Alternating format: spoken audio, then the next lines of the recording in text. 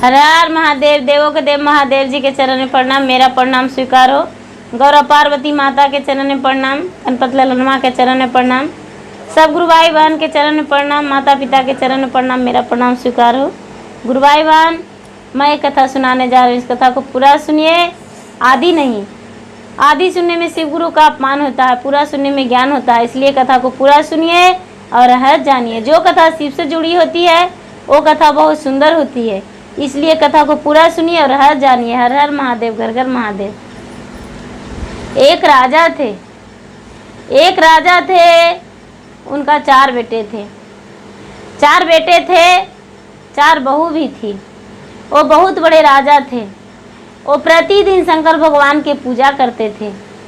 प्रतिदिन पूजा करते थे। एक दिन का बात है कि राजा साहब पूजा कर रहे थे और कोई उनके दरवाजे पे आए। और राजा साहब जब पूजा करते थे तो किसी से बात नहीं करते थे, उठते थे नहीं। जितना देरी ध्यान में लगते थे उतना देरी राजा साहब नहीं उठते थे। राजा साहब किसी से बात नहीं करते थे, नहीं बोलते थे। उस दिन का बात है कि उनका जो समय था थोड़ा सा कष्ट वाला समय आ गया था। तो वो राजा साहब पूजा कर रहे थे। ब्रह्मा विष्णु जो थे वो याचना लेने को लिए उनके दरवाजे पे आए और राजा साहब पूजा पर बैठल थे और इनका दरवाजे खटखटाए तो राजा साहब नहीं बोले। पूरा ब्रह्मा विष्णु एक साधु के रूप में पूरा चिल्लाए कि हमें भिक्षा दो, दान दो राजा, दान दो। लेकिन राजा साहब अपना तपस्या को नहीं तोड़े, अपना ध्यान को नहीं तोड़े। जहाँ तक के कि लास्ट में गुस्सा होकर बोल दिए कि थोड़ा सा आप सब्र नहीं कर सकते थे? मेरा ध्यान भटका रहे थे, हम भगवान को ध्यान में थे। आप इतना चिल्ला रहे थे, आवाज़ दे रहे थे, आपको समझ में नहीं आया आप कौन हैं? मेरे नज़रों से हट जाइए।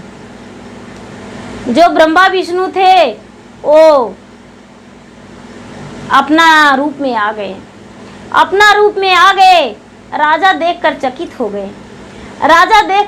हो गए। बोले, महाराज मुझे माफ़ कर दीजिए, हम तो बहुत बड़े शंकर भगवान का पुजारी हैं, आप मुझे कैसे श्राप दे सकते हैं?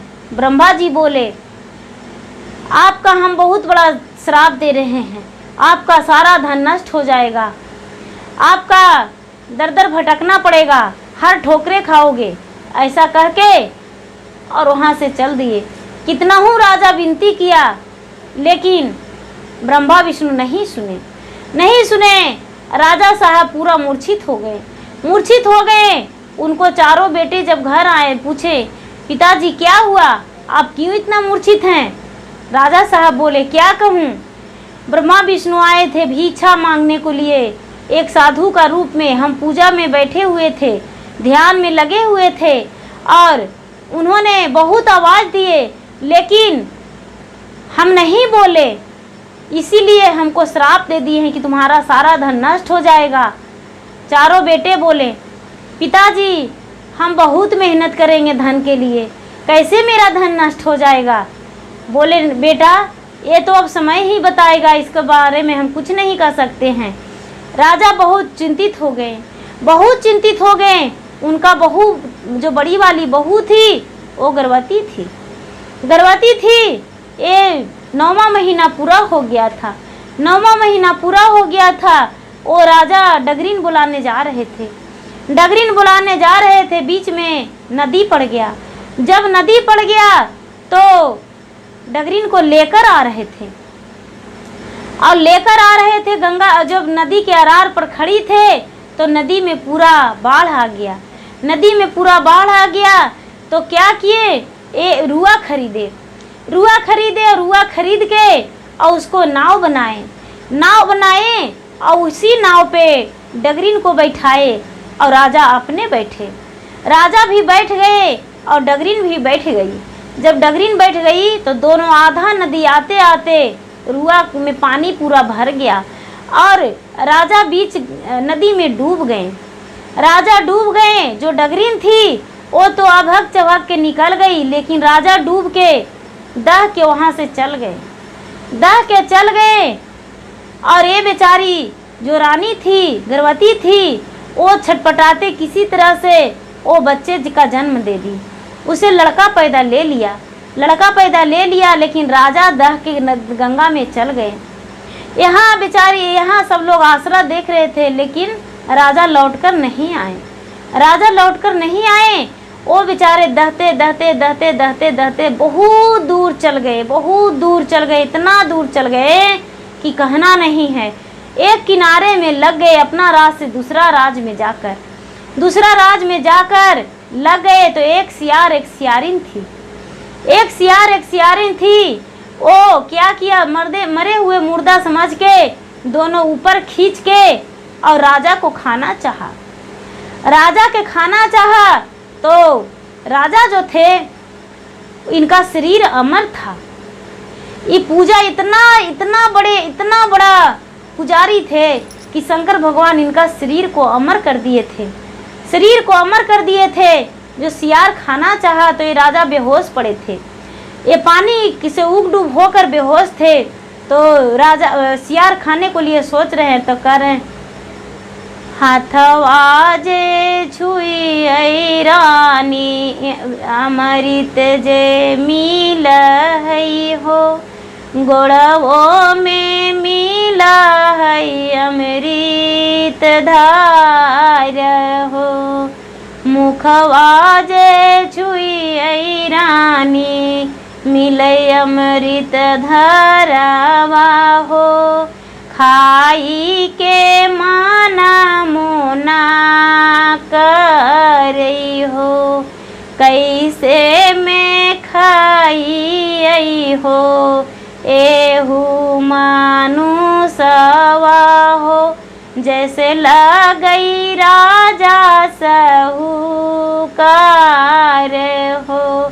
अपना सियारिन रानी से कह रही है, सियार की कैसे खाएं, इसका हाथ छूते हैं तो अमृत मिलता है, गोड़ छूते हैं तो अमृत मिलता है, पेट छूते हैं तो अमृत मिलता है, सगरों इसमें अमृत मिलता है, हम कैसे खाएं इसको। लगता है कोई राजा है, कोई तपस्वी है, कोई साहूकार है, कैसे करके खाएं।